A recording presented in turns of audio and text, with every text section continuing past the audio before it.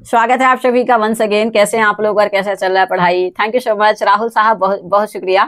अभी वही है केसी, अच्छा केसी वेणुगोपाल जी हैं अभी। Okay okay. Hi silent ji, hello, स्वागत है आप सबका। पहला क्वेश्चन आपकी स्क्रीन पर, lymph is a fluid similar to composition of. सारे लोग बताएगा लिम्फ जो होता है हमारा लसिका होता है, किसके समान एक तरल पदार्थ है? ब्लड जैसा होता है, ये प्लाज्मा जैसा होता है, पानी होता है या फिर बाइल जूस होता है? ब्लड, एमजी भाई लिख रहे हैं, एमडी जी लिख रहे हैं ब्लड होता है। ब्लड होता है, नहीं नहीं ब्लड नहीं होता यार। जो हमारा लिम्फ है एक लिक्विड होता है, ब्लड जैसा होता है, प्लाज्मा जैसा होता है, वाटर या फिर बाइल जूस जैसा। हाँ बिल्कुल, plasma is the right answer here. Plasma will be the right Uttar here. Plasma जैसा होता है मेरे दोस्त, ब्लड जैसा नहीं होता है, प्लाज्मा जैसा होता है ना, प्लाज्मा जैसा होता है। ठीक है, सो हमारा जो आंसर हो जाएगा वो रहेगा बी नंबर। लिम्फ जो होता है लसिका, वो एक लिक्विड फॉर्म में होता है और प्लाज्मा के जैसा रहता है। ठीक है, थैंक यू सो मच दोस्तों, बहुत शुक्रिया आप सबका। सारे लोग प्लीज चैनल को लाइक करिएगा, दोस्तों के साथ शेयर कर दीजिएगा और सब्सक्राइब मार दीजिएगा दोस्तों। Thank you so much. ठीक है, आगे बढ़ेंगे हम लोग। Thank you so much. ठीक है, नेक्स्ट क्वेश्चन आपकी स्क्रीन पर सारे लोग बताएंगे। मिनी कॉन्स्टिट्यूशन के रूप में कौन सा आर्टिकल हमारा अमेंडमेंट हुआ था, किसे कहते हैं? 42nd कहते हैं, 44th कहते हैं, 73 आपसे 74। और आपको ये भी बताना है उस टाइम पे पीएम कौन थी, तो यार इंदिरा गांधी थी। इंदिरा गांधी उस टाइम पे पीएम थी। और बात कब की है, तो हमारा 1976 की, 1976 की बात है ये, 1976 की बात है, 1976 की बात है ना। हाँ बढ़िया बढ़िया बढ़िया, ठीक है। मैं नहीं बताऊंगा। सूरज भाई बहुत शुक्रिया। हाँ आर्टिकल नंबर, नहीं नहीं, हाँ आर्टिकल नंबर, ठीक है, आर्टिकल नंबर 42। ठीक है ठीक है, चलो नेक्स्ट क्वेश्चन आपकी स्क्रीन पर। अच्छा ये बताइए 44 नंबर पे क्या हुआ था? 73rd नंबर का कॉन्स्टिट्यूशन अगर याद हो तो, और 74th नंबर का कॉन्स्टिट्यूशन। सीए आपका 73rd नंबर का कॉन्स्टिट्यूशन अमेंडमेंट क्या था? 74 नंबर का क्या था अगर याद हो तो? Thank you so much everyone, RTP. ठीक है, thank you so much everyone. ठीक है, चलो आगे बढ़ेंगे। तो 44th नंबर का तो आपको पता है, 42 नंबर में जो हुआ था उसी को फिर अमेंड करा गया था, कुछ चीजें बोला कि हमने ऐड कर दिया 42 नंबर पे, फिर 44 नंबर पे कुछ सुधार दिया था, है ना। हाँ 73 और 74 में पंचायत है। बढ़िया दोस्तों, बढ़िया बढ़िया, थैंक यू सो मच। तो 73 में हमारा पंचायत है, है ना। और ये पता है पंचायती राज इंस्टीट्यूशन के अंतर्गत ये दोनों बना था, पंचायत है और हमारा जो रहेगा म्यूनसिपालिटी हो जाएगा हमारा 74 नंबर में। बढ़िया दोस्तों, थैंक यू सो मच। ठीक है 1992 की बात हो रही है। ठीक है भाई, ओके ओके ओके, चलो नेक्स्ट क्वेश्चन आपकी स्क्रीन पर। Thank you so much MD ji, बहुत शुक्रिया।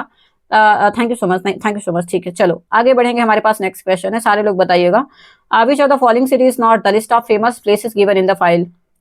सारे लोग बताएंगे भाई कौन सा शहर जो है प्रसिद्ध स्थानों में नहीं है? दिल्ली, मुंबई, बेंगलुरु एंड हैदराबाद। यार ये कैसा क्वेश्चन है, समझ नहीं आया। सारे लोग बताइएगा। ये प्रसिद्ध स्थानों की सूची में नहीं, दिल्ली एक फेमस प्लेस नहीं है, बॉम्बे फेमस प्लेस नहीं, Bengaluru and Hyderabad. Schedule 11 and schedule 12, thank you. ठीक है, socialist secular integrity added in preamble 44th CA 1978। Okay, thank you so much mister Rahul. ठीक है, ओके ओके ओके, ठीक है, बढ़िया दोस्तों, आप लोग अच्छा कर रहे हो। ये वाला क्वेश्चन मुझे कुछ समझ नहीं आया है, बट देख लीजिएगा एक बार, क्योंकि मॉक का क्वेश्चन है तो ऐसे क्वेश्चन आ सकते हैं, क्योंकि एसएससी को पैसे भी तो अटते हैं ना गलत क्वेश्चन करके। सो कौन सा शहर जो है फाइल में दिए गए प्रसिद्ध स्थानों की सूची में नहीं है? मुझे लगता है यार हैदराबाद हो सकता है, क्योंकि बेंगलुरु और हैदराबाद में ही डाउट है। हाँ आर्टिकल नंबर 42। ठीक है, हाँ थैंक यू सो मच। ठीक है, दैट इज वन आउट। हाँ वन ऑड वन आउट, हाँ ये कह सकते हैं आप, ऑड वन आउट है, ये ऑड वन आउट है। हाँ ये जीके का क्वेश्चन नहीं है, ये रीजनिंग का क्वेश्चन आ गया है, ऑड वन आउट कह सकते हैं आप। ठीक है, चलो यार इसको छोड़ो, नेक्स्ट क्वेश्चन की तरफ हम आगे बढ़ते हैं। नेक्स्ट क्वेश्चन, सारे लोग बताइएगा। भारतीय मुद्रा नोटों के भाषा पैनल पर कितनी भाषाएं सभी होती हैं? How many languages are printed on the language panel on the Indian currency note? 15 languages होती हैं, 17 लैंग्वेज, 13 लैंग्वेज, 11 लैंग्वेज। भारतीय मुद्रा नोटों के भाषा पैनल पर कितनी भाषा छपी होती है? हमारा जो इंडियन करेंसी है, तो इंडियन करेंसी में हमारा जो पैनल है वहां पर कितनी लैंग्वेजेस हैं? 15 कह रहे हैं। दिल्ली है, दिल्ली यूटी है। अच्छा दिल्ली यूटी है। अच्छा दिल्ली हो जाएगा। ओके देखेंगे यार, इसको हटा दो यार भाई। ठीक है, चलिए बताइएगा। भारतीय हमारा जो नोट छपता है, जो हमारा है मिंट में नोट छपता है, तो नोट छपने में हमारा इंडियन करेंसी में टोटल कितना लैंग्वेज है? हाँ in alphabetical order. Okay thank you so much Suraj ji, 17 होता है। 15 कृष्णा भाई कह रहे हैं 17 होता है इन अल्फाबेटिकल ऑर्डर। मुझे भी 17 लग रहा है कृष्णा भाई, मुझे भी 17 लग रहा है, क्योंकि 17 ही होता है, 17 होता है, सही है आप। 17 होता है भाई, 17 होता है, बिल्कुल सही है। 17 होता है लैंग्वेज, टोटल 17 होता है हमारे पास लैंग्वेज, है ना। ठीक है, चलो आगे बढ़ेंगे दोस्तों, थैंक यू सो मच। ठीक है, अल्फाबेटिकल ऑर्डर में 15 होता है राहुल साहब के 17 होता है? नहीं 17 होता है भाई, 17 होता है मेरे ख्याल से, 17 होता है कि 15 होता है राहुल साहब, पक्का 15 होता है, एक बार चेक कर लो एक बार। 1 rupee note sign by finance minister, हाँ बिल्कुल बिल्कुल, थैंक यू सो मच। या फिर नहीं नहीं सुनो, ऐसा नहीं कहते हैं, 1 रुपी नोट जो है साइंड बाय फाइनेंस मिनिस्टर नहीं कह सकते, कहते हैं यहाँ पे हमारा जो रहेगा साइंड बाय भारत सरकार, भारत सरकार होता है, 1 रुपया जो छापता है वो भारत सरकार छापता है। हाँ, first is Assamese, last is Urdu, ठीक है। ओके, भारतीय मुद्रा नोटों के भाषा पैनल पर कितनी भाषा छपी होती है? फर्स्ट इज असमीज और लास्ट इज उर्दू, ठीक है। 15 है राहुल जी, प्लीज एक बार कंफर्म करिए, क्योंकि ये थोड़ा सा ना बड़ा इंपॉर्टेंट क्वेश्चन बन जाता है। अभी जैसे जिस हिसाब से भाषा को लेकर लड़ाइयाँ हो रही है इंडिया में, उस हिसाब से अगर देखें तो बहुत बहुत ये इंपॉर्टेंट क्वेश्चन बन जाता है। हाँ, फाइनेंस सेक्रेटरी, हाँ thank you so much mister Krishna ji, ठीक है ठीक है, 1 रुपया के नोट पे फाइनेंस सेक्रेटरी के सिग्नेचर होते हैं। हाँ, भारत के वित्त सचिव के, बिल्कुल। आप कंफर्म करूं? अरे यार मैं कंफर्म करूं? हाँ। 1 सेकंड को राहुल जी, अरे अरे छोड़ देते हैं, मैं इसको कंफ्यूजन में डाल देती हूँ यार, कंफ्यूजन में डाल देती हूँ, है ना, 17 है कि 15, कंफ्यूजन में डाल देती हूँ भाई, ठीक है। 15 भाषा का एक साथ, हिंदी और इंग्लिश सामने, अच्छा अच्छा ठीक है, 17 कर लीजिए, 17 कर लीजिए, 15 भाषा एक साथ है और हिंदी इंग्लिश सामने सामने, ठीक है, 17 है भाई, ठीक है। चलो नेक्स्ट क्वेश्चन आपकी स्क्रीन पर, सारे लोग बताइएगा हमारा सबसे बड़ा ग्लैंड कौन सा है? पैनक्रिया हमारा एक ग्लैंड है, लीवर, थायराइड या फिर पिट्यूटरी ग्लैंड? हाँ हाँ, कॉइन जो होता है हैदराबाद है, मुंबई है, बैंगलोर में बनता है, नहीं नहीं और भी बनता है, हैदराबाद है, मुंबई है, कोलकाता है, बैंगलोर है, और इसके साथ साथ हाँ, इसके साथ साथ सब कंफ्यूजन में डालते हो, अरे नहीं नहीं नहीं डालते हैं, 17 100% है। अब देखिए भाई ने बता दिया ना, 15 भाषा एक साथ है, साइलेंट भाई ने बताया 15 लैंग्वेज एक साथ है, और इसके साथ साथ हिंदी और इंग्लिश में एक साथ है, हिंदी और इंग्लिश एक साथ है, तो भाई 17 हो गया ना टोटल। हाँ, सारे लोग बताइएगा कौन सा मानव शरीर का सबसे बड़ा ग्लैंड है? पैनक्रिया हमारा सबसे बड़ा ग्लैंड है, लीवर है, टाइफाइड या फिर पिट्यूटरी ग्लैंड? लीवर लिख दिया सबने भाई, चलो बढ़िया बढ़िया, लीवर हो जाएगा हमारा सबसे बड़ा, हमारा जो सबसे बड़ा ग्लैंड है वो है लीवर, ठीक है। Thank you so much everyone, ठीक है। चलो आगे बढ़ेंगे, हमारे पास नेक्स्ट क्वेश्चन है, सारे लोग बताइएगा। लैंड ऑफ 5 रिवर, मुझे नहीं लगता गलत होना चाहिए, और ये मुझे ये बताओ, लैंड ऑफ 5 रिवर में 5 नदियों में लैंड ऑफ 5 रिवर किसको कहा जाता है? 5 नदियों के नाम बताना है आपको, पहली बात, और दूसरी बात आपको उन नदियों के पुराने नाम भी बताने हैं, उन नदियों के पुराने नाम भी बताने, इसके as well as liver. Thank you so much Krishna ji, हाँ ठीक है, हाँ ठीक है, हाँ चलिए, हाँ पंजाब हो जाएगा, बिल्कुल सही है, पंजाब हो जाएगा। पंजाब में सारी नदियों का नाम बताइएगा, सारी नदियों का नाम, मतलब पंजाब की 5 नदियों का नाम बताइए सारे लोग। हाय उमैर, हेलो हेलो उमैर भाई, हेलो नमस्कार, गुड इवनिंग। सौम्यन जी हेलो हेलो, नमस्कार नमस्कार एवरीवन, ठीक है। तो सबसे पहला देखिए सतलुज रिवर हो जाएगी, है ना, सतलज हो जाएगी। उसके साथ साथ दूसरा है ब्यास, ब्यास है, रावी रिवर, हाँ रावी रिवर है, और इसके साथ साथ हमारा सिंधु इंडस रिवर है, इंडस रिवर है ना। एक और कौन सी है? सतलज है, ब्यास है, रावी है, इंडस है, एक और कौन है? झेलम है, हाँ, झेलम, चिनाव, रावी, ब्यास और सतलज, झेलम झेलम चुनाव, इंडस रिवर है ना, इंडस रिवर नहीं है क्या? सो सॉरी, इंडस रिवर में यहाँ पे कह दिया मैंने, झेलम है और चिनाव है, ठीक है, झेलम रिवर है और चिनाव रिवर है। अब इनके पुराने नाम, अब इनके पुराने नाम शुरू हो जाओ सारे लोग हाँ, ब्यास है और झेलम है, बढ़िया, चेनाब, रावी, सतलज, ब्यास। अच्छा चलो ठीक है, एक काम करो, अच्छा ब्यास है, ठीक है, एक काम करो, ब्यास को BES कहते हैं, ठीक है। एक काम करो आप लोग, एक काम करो, चलो ये बता दो मुझे, ट्रांस बाउंड्री कौन सा शेयर करता है? ट्रांस बाउंड्री इनमें से 5 नदियों में से ट्रांस बाउंड्री कौन सा शेयर नहीं करता है? ट्रांस बाउंड्री रिवर, क्योंकि पाकिस्तान और इंडिया का जो है यहाँ पे, है ना। हाँ, ब्यास का पुराना नाम है विपाशा, ठीक है, बढ़िया बढ़िया, अच्छा अच्छा क्या बात है सूरज भाई रावी को पुरुषनी कहते हैं, बढ़िया दोस्त। हाँ, रावी को पुरुषनी कहते हैं, पुरुषनी कहते हैं। हिंदी से लिख रही हो, समझ, किसी को दिक्कत तो नहीं है? हिंदी से लिख रही है, किसी को दिक्कत तो नहीं है भाई? Largest tributary of Indus is Chenab, thank you so much mister MD, thank you. हाँ, बढ़िया बढ़िया बढ़िया। सतलज को क्या कहते हैं? चेनाब को क्या कहते हैं? झेलम को क्या कहते हैं? और क्या बचा? हाँ, वितस्ता है, अस्किनी है, पुरस्नी है, शतुद्री है और विपाशा है, ठीक है राहुल साहब, बढ़िया बढ़िया। अभी तो मैं ही भूल गई हूँ दिमाग इतना भर गया है राहुल साहब, थक गई हूँ कि अभी तो वितस्ता किसका है, अस्किनी किसका है, पुरस्नी किसका है, सुताद्री किसका, विपाशा किसका है ठीक है, अभी ये भी दिमाग में नहीं घुस रहा है, हाँ ठीक है। हाँ, नहीं, रावी हो जाएगा, सुनो उमर भाई, रावी हो जाएगा, रावी ट्रांसबाउंड्री नहीं सर करता, रावी रावी, रावी रिवर जो है ट्रांस बाउंड्री नहीं शेयर करता है, रावी रिवर ट्रांस बाउंड्री नहीं शेयर करता है, ये ट्रांस बाउंड्री नहीं शेयर करता है, मतलब भारत से पाकिस्तान में नहीं जाती है, ट्रांस बाउंड्री शेयर नहीं करता है, ठीक है। हाँ थैंक यू सो मच, पुरुष नहीं रावी, ठीक है। Thank you so much. हाँ 25-25, हाँ भारत की सबसे लॉन्गेस्ट रिवर गंगा जी, और 25-25, ठीक है 20-25, हाँ ठीक है। रवि पुरुष, ऐसा एक याद रखो। अच्छा अच्छा, रवि जी का हो जाएगा पुरुष नहीं, ठीक है, रवि जी का पुरुष नहीं लिख दिया था मैंने। सुताद्री हमारा देखिए सतलज का है, सुताद्री जो है वो है सतलज जी का हो जाएगा, सतलज का हो जाएगा। इसके साथ साथ और क्या था, उमर भाई इंग्लिश में लिखूं? ओके देखिए एक्चुअली क्या था, राहुल जी का कमेंट पढ़िए मिस्टर उमर, राहुल जी का कमेंट पढ़िए, राहुल जी का कमेंट पढ़िए। नेक्स्ट क्वेश्चन चलते हैं यार, इसमें पंचायत नहीं करते हैं, सबको बनता है, ठीक है। The largest committee of Indian parliament is the, भारतीय संसद की सबसे बड़ी समिति कमेटी कौन सी है? कमेटी ऑन पब्लिक अंडरटेकिंग पहली ऑप्शन है हमारे पास है, कमेटी ऑफ पब्लिक अंडरटेकिंग। दूसरी आपके पास है पब्लिक अकाउंटिंग कमेटी है, ये वाला। तीसरी आपके पास एस्टिमेट कमेटी, मतलब हम कहते हैं प्राक्कलन समिति। और चौथा आपके पास है स्टैंडिंग कमेटी। सारे लोग बताइएगा the largest committee of Indian parliament, सारे के सारे लोग बताएंगे, सारे के सारे लोग बताएंगे। Thank you so much everyone, बहुत शुक्रिया। Jhelum, Vitasta, Chenab Asikni, Ravi Parushni, Beas, Vipasha, Sutlej, Shutudri. Thank you so much Rahul ji, ठीक है। मिस्टर उमर प्लीज एक बार राहुल जी के कमेंट देख लेना, थैंक यू सो मच। हाँ सारे लोग बताइएगा the largest committee of Indian parliament कौन सी हो जाएगी? ऑप्शन है आपके पास committee on public undertaking, first पहली ऑप्शन। दूसरा है पब्लिक अकाउंटिंग कमेटी। तीसरा है आपके पास एस्टिमेट कमेटी। और चौथा ऑप्शन है आपके पास स्टैंडिंग कमेटी। मुझे लगता है यार ए नंबर नहीं होगा, कमेटी ऑन पब्लिक अंडरटेकिंग, पक्का? सूरज भाई गेस कर रहे हैं आप? प्लीज आप लोग बताइए सारे लोग क्या हो जाएगा। एस्टिमेट कमेटी लिखा है यूजर भाई ने।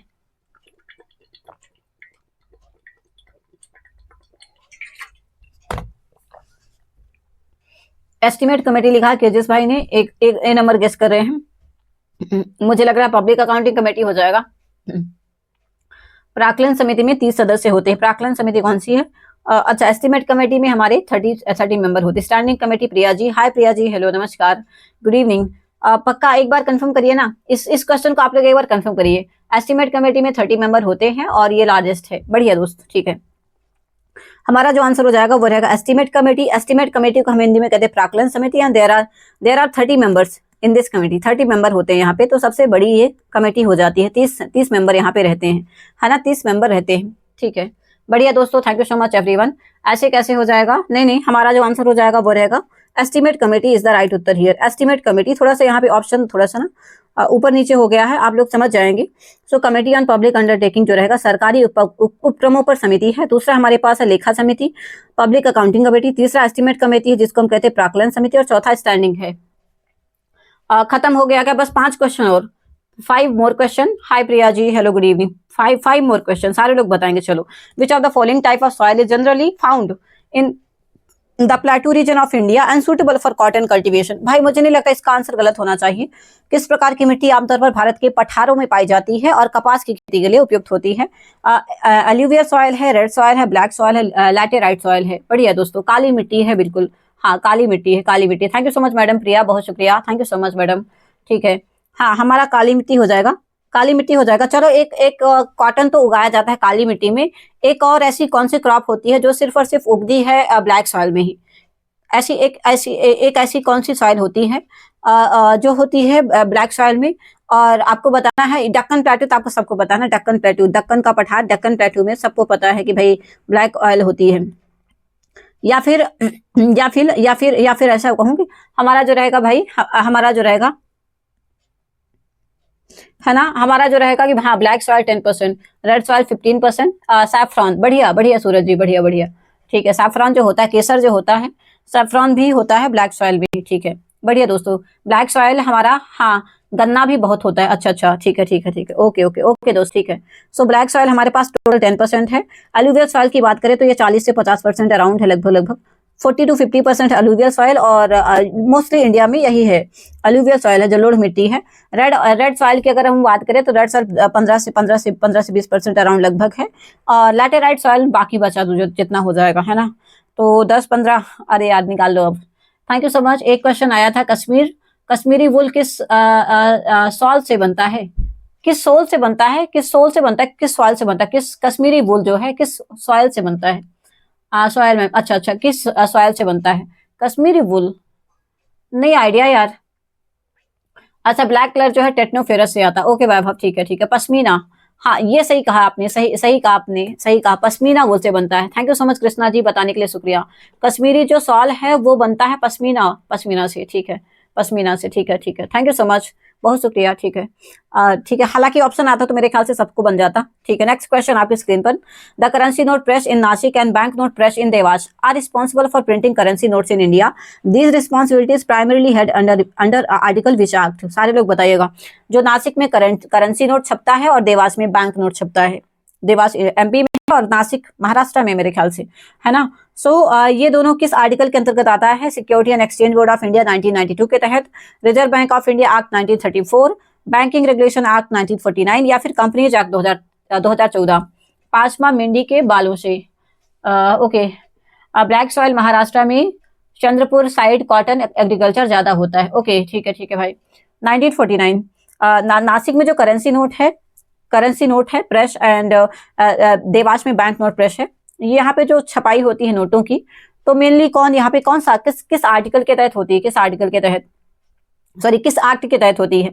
Banking regulation act 1949, reserve bank of India act 1934, security and exchange board of India या फिर कंपनीज एक्ट 2013। देखिए कंपनीज एक्ट 2013 कभी नहीं होगा और securities and exchange board of India कभी नहीं होगा। अब बचा रिजर्व बैंक ऑफ इंडिया और बैंकिंग रेगुलेशन एक्ट, इन दोनों से बताओ। प्रिया मैडम प्लीज बताइए। एमडी जी, कृष्णा जी, साइलेंट भाई बहुत शुक्रिया, बताओ। KGS ji, Suraj ji please बताइएगा। 1934 आरबीआई होगा, पक्का होगा आरबीआई 100%। कौन कौन है भाई आरबीआई के लिए? हाथ खड़ा कर दो। आरबीआई के लिए कौन कौन जा रहा है? 1934 आरबीआई। आरबीआई का क्वेश्चन ना, आरबीआई का क्वेश्चन, चलो ठीक है यार। बैंकिंग रेगुलेशन एक्ट इसलिए नहीं आएगा क्योंकि नहीं प्रिया मैडम, पैसे छापने का काम बैंक नहीं करता है, कॉमर्शियल बैंक नहीं करता है, सिर्फ और सिर्फ आरबीआई के पास राइट होता है।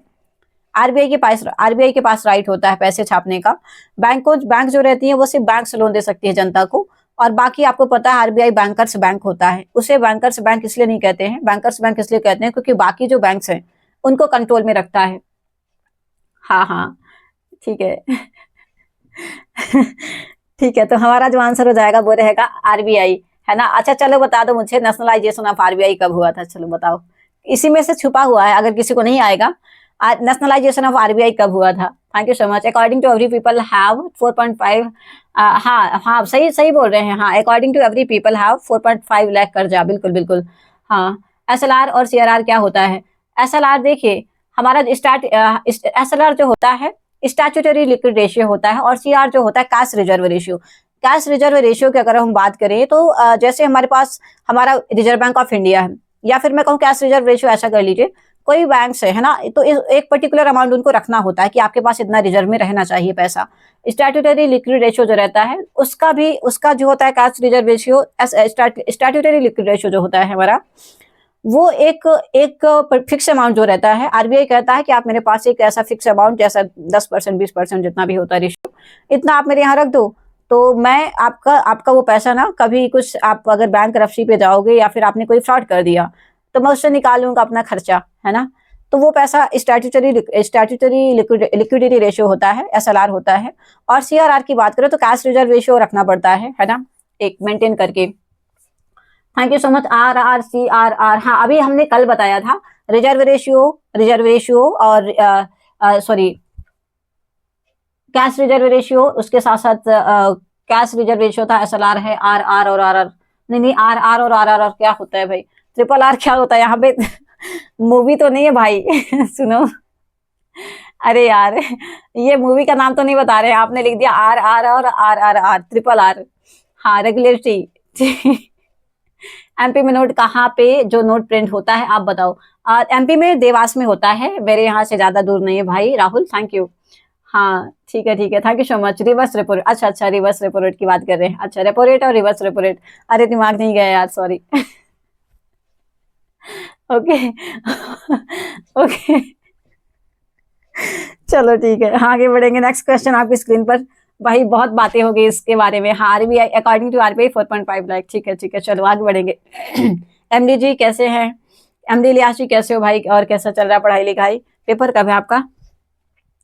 चलिए ये बताइएगा इम्पीचमेंट, यार अभी ऐसा क्वेश्चन भी आएगा, इम्पीचमेंट में कौन हटाया जाता है, इम्पीचमेंट किसके अकॉर्डिंग, किसके लिए लागू होता है। ऑप्शन है आपके पास prime minister, chief minister, president, राज्यपाल, है ना। तो डेफिनेटली आंसर सबको पता है। आर्टिकल बता दो यार इसका, आर्टिकल बताइए प्लीज इसका, हमारा जो है इम्पीचमेंट का आर्टिकल कौन सा है। और ये भी बताइएगा क्या अभी तक जितने भी हमारे प्रेसिडेंट हुए हैं, क्या कभी कोई इम्पीचमेंट लगा है किसी पे, महाभियोग किसी पे लागू हुआ है कि नहीं हुआ है। नेपानगर एमपी में न्यूज़पेपर का कागज बनता है, अच्छा अच्छा ठीक है, thank you so much silent. Nepanagar MP में न्यूज़पेपर का कागज, न्यूज़पेपर का कागज बनता है, न्यूज़पेपर का कागज बनता है भाई की, अच्छा न्यूज़पेपर का कागज बनता है, ठीक है ठीक है ठीक है। आर्टिकल नंबर 61, बढ़िया दोस्तों, ठीक है, thank you so much Priya madam, Rahul ji, Umair भाई, बहुत शुक्रिया। ठीक है ठीक है, तो हमारा आर्टिकल नंबर 61 हो जाएगा। आर्टिकल नंबर 61 में इम्पीचमेंट है, अभी तक किसी भी प्रेसिडेंट का इम्पीचमेंट नहीं हुआ है। हाँ चलिए आगे बढ़ेंगे, बस लास्ट क्वेश्चन है यार। बिहू भारत के कौन सा हमारा फोक डांस है, फेमस फोक डांस है, असम का है, वेस्ट बंगाल, ओडिशा, यार इसका नहीं बताऊंगी यार। पी का नहीं, को का, डू या है, क्या लिख दिया यार, अच्छा अच्छा आपने टिक लिख दी है, okay okay okay. Article number 61, ठीक है, असम, असम, बढ़िया दोस्तों, थैंक यू सो मच, ठीक है। अच्छा ये बताइएगा बिहू कौन सा फेस्टिवल है, बिहू कौन सा फेस्टिवल है, हमारा हार्वेस्ट फेस्टिवल है या फिर बिहू जो है कौन सा फेस्टिवल है, प्री हार्वेस्ट फेस्टिवल है या फिर जब फसल पक जाती तब होता है। महाभियोग इज वेरी हार्ड प्रोसेस, हाँ जी हाँ जी। Our currency is asset when bank, this asset saved by bank, this assets name is known by liabilities, okay भाई एमडी, ठीक है। Our currency is asset when bank, this asset saved by bank, this asset name is, यार मैं तो समझ नहीं पाई हूँ। MD भाई आपने क्या लिख दिया है, सच बता रही अभी कुछ पल्ले नहीं पड़ा आपका question. Thank you so much madam Priya, thank you so much, thank you so much. Sahin ji कहाँ चले गए, लास्ट क्वेश्चन बस, last question. Institute of tropical meteorology, IITM, हाँ IITM जो है मूल रूप से इंस्टीट्यूट ऑफ आवाज पूरी बैठ गई है आवाज पूरी बैठ गई है। इंस्टीट्यूट ऑफ ट्रॉपिकल मेट्रोलॉजी, जिसे 1 अप्रैल 1971 को स्टैट्यूटरी बॉडी बनाया गया, जैसे हमारा RBI है, जैसे SBI है। विज्ञान और प्रौद्योगिकी विभाग द्वारा किस वर्ष से लिया गया था। The Indian institution of tropical meteorology was originally the institution of tropical meteorology which was made an autonomous institution on 1 April 1971। In which year was it taken by the department of science and technology. हाँ thank you so much mister MD, बहुत शुक्रिया, thank you so much, thank you so much. Party कब दे रही हूँ MD भाई हंसी आ रही है, घर बसा नहीं है और ओके मैम, हमारे पास जो कैश होता है उसको एसेट बोलते हैं और एसेट को बैंक लायबिलिटीज की तरह यूज करता है। थैंक यू सो मच, ठीक है एमडी भाई, ठीक है, थैंक यू सो मच। हंसी आ रही है मुझे। 1980 है, 1985 है, 1991, 2000, 1970 में यहाँ पे स्टैट्यूटरी बॉडी बना था। खुशी जी आज ठंड नहीं है क्या, नहीं है ठंड, गर्मी लग रही थी, हीटर चालू कर लिया था, ठंड लग रही थी, फिर मैंने कहा हीटर अभी भी चालू है तो रूम में ठंड नहीं लग रही है। बाय गेस 1985, साहिन मैडम ठीक है, thank you so much mister Krishna, thank you so much, बहुत शुक्रिया MD ji, thank you so much, thank you so much everyone, बहुत शुक्रिया। सारे लोग प्लीज चैनल को लाइक कर दीजिएगा। हाय विनय भाई, हेलो, हाय विनय, हेलो हेलो, हाँ जी मैं ठीक हूँ, thank you so much for asking.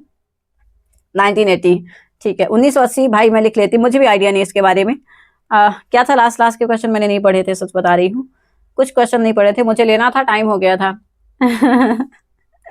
ये अपनी भाई का शुरू हो गया शुरू हो गया भाई का, शुरू हो गया, ठीक है बताइएगा, थैंक यू सो मच हाँ thank you so much everyone. इसका आंसर बता दीजिएगा किसी को आइडिया हो तो। प्रिया मैडम, साहिन जी बताइएगा आइडिया हो तो किसी को, है ना। लड़कियां इज वेरी शांत यहाँ पे, है ना ठीक है, thank you so much everyone, बहुत शुक्रिया। सारे लोग प्लीज चैनल को लाइक कर दीजिएगा, दोस्तों के साथ शेयर करिएगा। 2-4 मिनट है, 2-4 मिनट देती हूँ, बात कर लीजिए and then we will close this session. थक गए होंगे, क्या क्या हुआ आज आप लोगों ने, क्या क्या पढ़ा, कृष्णा जी बताइएगा क्या क्या पढ़ा है, राहुल जी बताइएगा क्या क्या पढ़ा है आपने, एमडी साहब, सूरज जी प्लीज बताइएगा क्या क्या पढ़ लिया आप लोगों ने। प्रिया मैडम बताइएगा क्या क्या पढ़ लिया है। मैं चला कोटा राजस्थान, कोटा, अच्छा पेपर देने जा रहे हो विनय भाई, पेपर देने जा रहे हो, ऑल द बेस्ट भाई, अच्छे से जाना and have a safe journey, अच्छे से जाना है ना, लड़ाई दंगा मत करना, मार्च के लिए भी कुछ होना चाहिए प्रिया जी